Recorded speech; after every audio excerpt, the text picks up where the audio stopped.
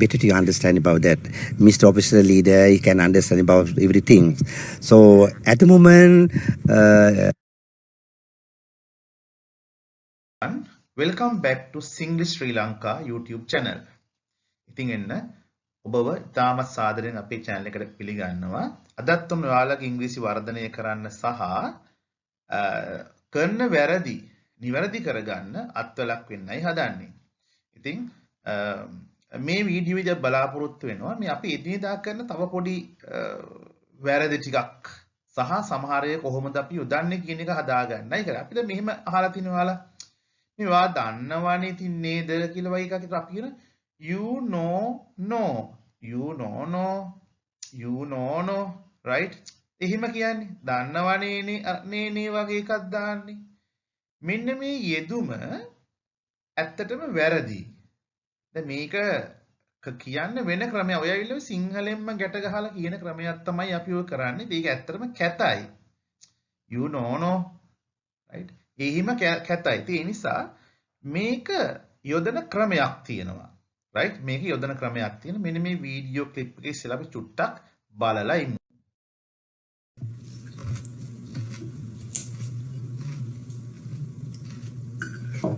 This is really good, thank you. Oh yeah, it is, isn't it? right දැන් මේ එක්තරා මේ අම්මා ඉන්නවා. අම්මා එයාට ළමයි දෙන්නෙක් ඉන්න ගෑනු ළමයි. තව මේ එයා ඉගෙන ගන්න නැත්නම් තව ළමයි දෙන්නෙක් ඇවිල්ලා මේ ගෙදර ඇවිල්ලා මේ රාත්‍රී ආහාර භෝජනයක් ගන්න අවස්ථාව.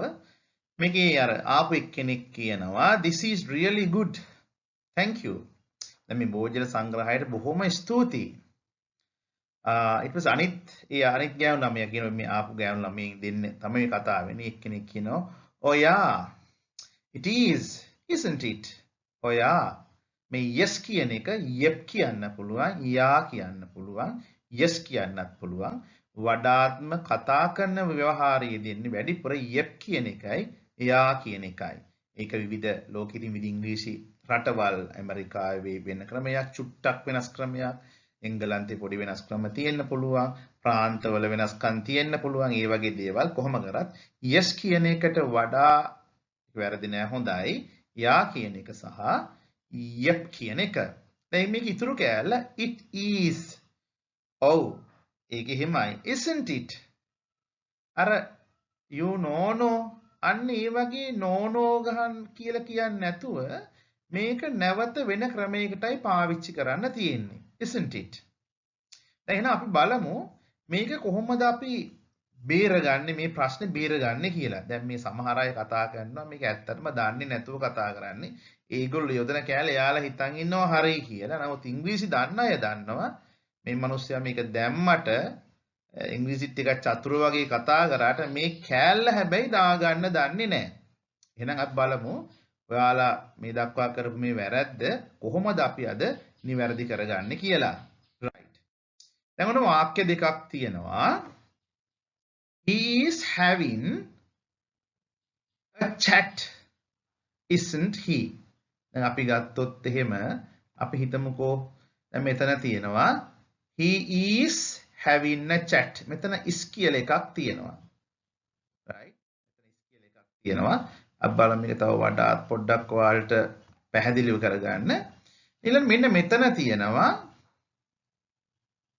isn't කියලා එකක්.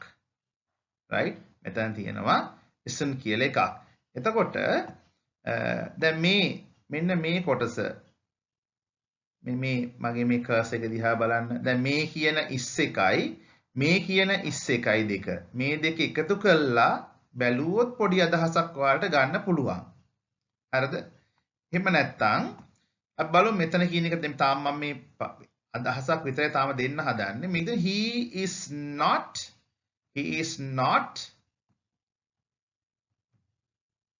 having a chat is he. right he is not having a chat is he. is not having a chat මෙතන තියෙනවා is he කියලා. හරිද? දැන් මතක තියාගන්න මේ මෙහිම වාක්‍යයක් හදනකොට අපිට මේකේ ක්‍රමයක් තියෙනවා හදන්න. මේ නිකන් හිතලා කියන්න බෑ. නිකන් හිතලා මේක අපිට මේ ප්‍රකාශනය කරන්න බෑ. මේකේ හදාගන්න ක්‍රමයක් තියෙනවා. අපි බලමු මේ ක්‍රමය ඉස්සෙල්ලාම. right? දැන් ඔයාලට මම මේකේ ඒ ක්‍රමය ගෙනල්ලා තියෙනවා. දැන් මේක ඔයාලට පේනවා ඇති ස්ට්‍රක්චර් එක කියන ආකෘතිය. මෙන්න මෙතන මේ ආකෘතිය මෙතන තියෙනවා. right? ඒ ආකෘතියේ ඉස්සෙල්ලාම තියෙනවා positive statement. ඒකේ සිංහල තේරුමත් මම දීලා තියෙන්නේ. positive statement එක ඇත යන ප්‍රකාශනය. ඒ කියන්නේ මේ වාක්‍ය ගත්තොත් එහෙම මේ බලන්න. She was in a bad condition. දැන් මේක තමයි මේ statement කියලා කියන්නේ ඇත්ත යන ප්‍රකාශනයේ වාක්‍ය. She was in a bad condition. ඇය බොහොම නරක තත්වයක ඉන්නේ. සමහරවිට අපි හිතමු අසනීප වෙලා කියලා. එහෙනම් මේ වාක්‍ය positive.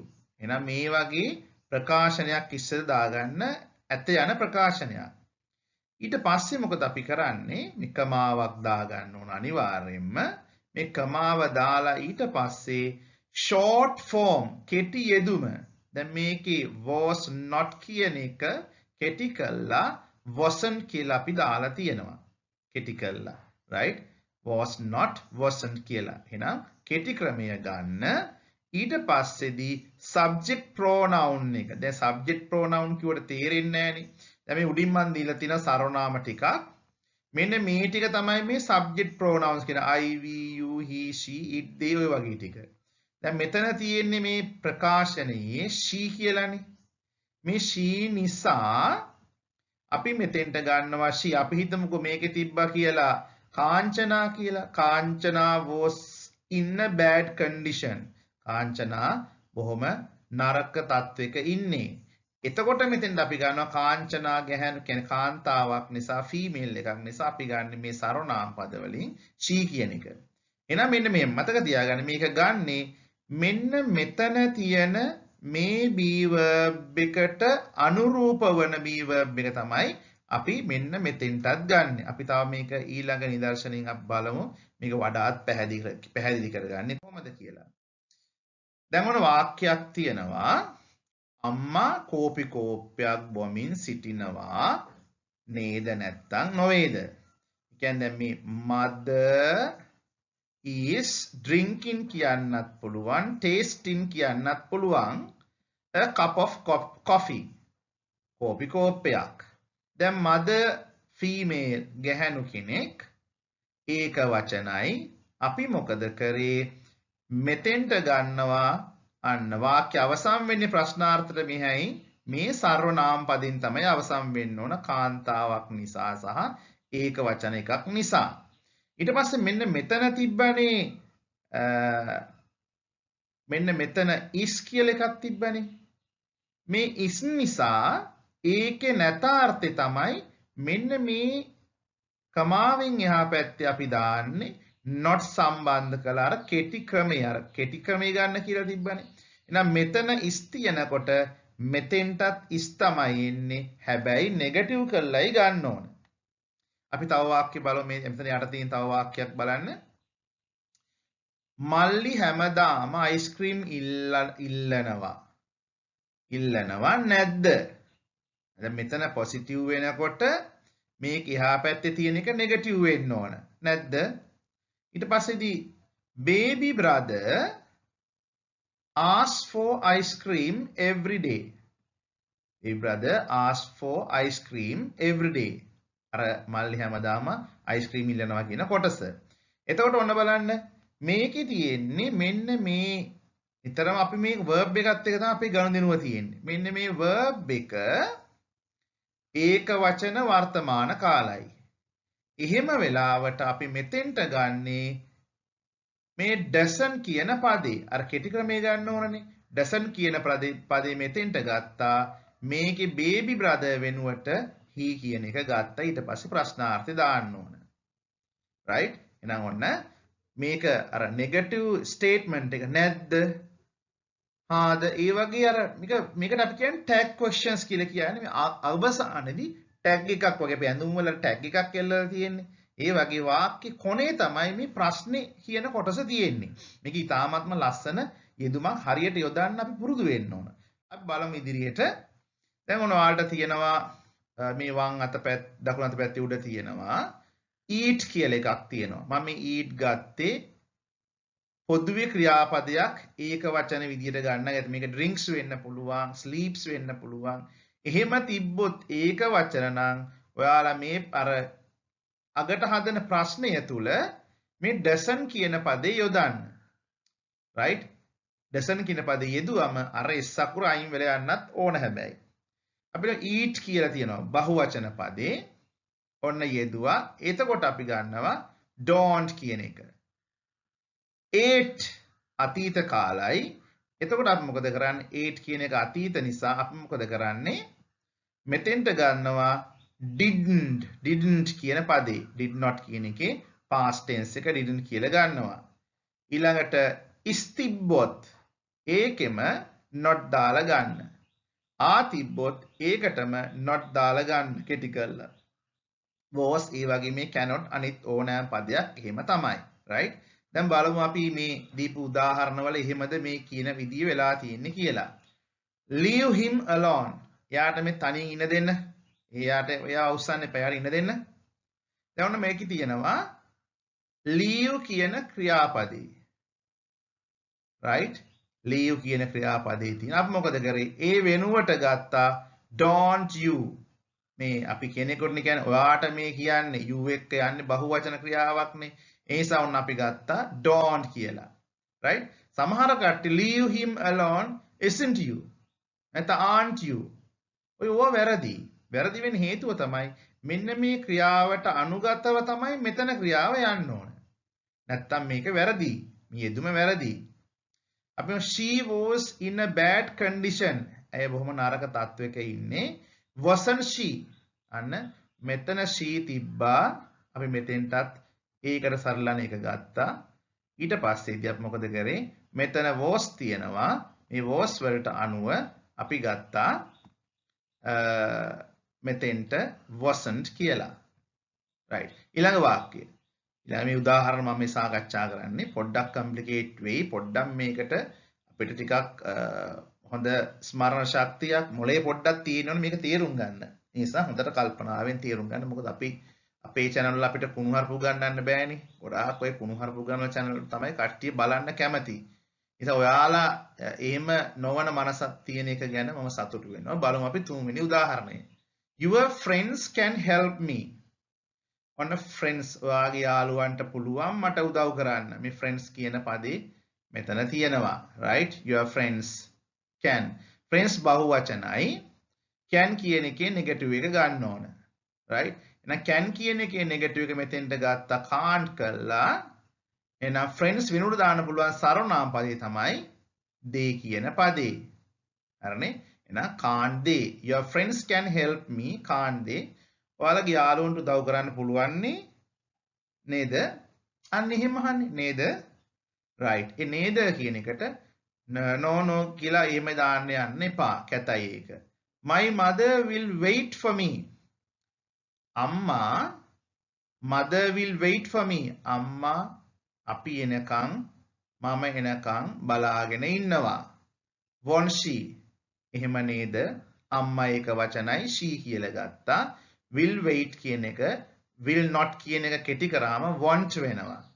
දැන් මේක මේ මම පාඩම උගන්වන්නේ ඔයාලට පෙර පොඩි දැනුමක් ඇති කියන තත්ත්වයේ ඉඳගෙන තමයි මේක මම මේ සාකච්ඡා කරන්නේ. යම් දැනුමක් තියෙන අයට තමයි මේක හරියන්නේ. අර මුල ඉඳලම දන්නේම නැති අයට මේක සෙට් වෙන්නේ නැහැ. right. You are much anxious about the incident, aren't you? incident කියන්නේ සිදුවීම.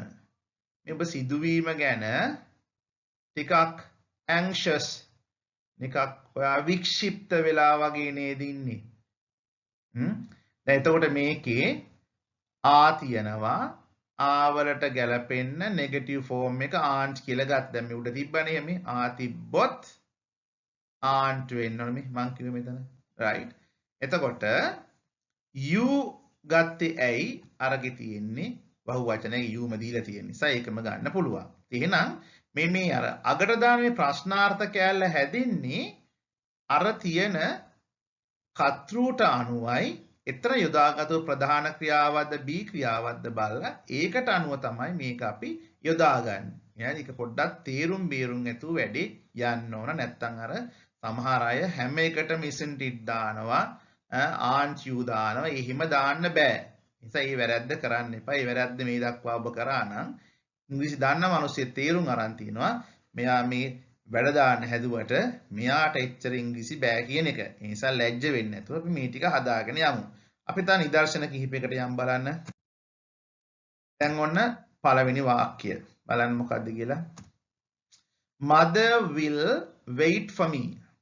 Won't she? අම්මා බලාගෙන ඉන්නවා. නැද්ද? Right? Will කියන එකේ want කියලා අපි දාලා තියෙනවා. Next one. Dad, you are in a cool mood, aren't you? තාත්තයා අද cool mood එකේ නේද ඉන්නේ. අද බොහොම අපි කියනවා නිකන් සෞම්‍ය සැර පරුෂ නැතු බොහොම නිකන් රිලැක්ස් එකේ ඉන්නවා වගේ. Aren't you? නේද? aren't you නේද?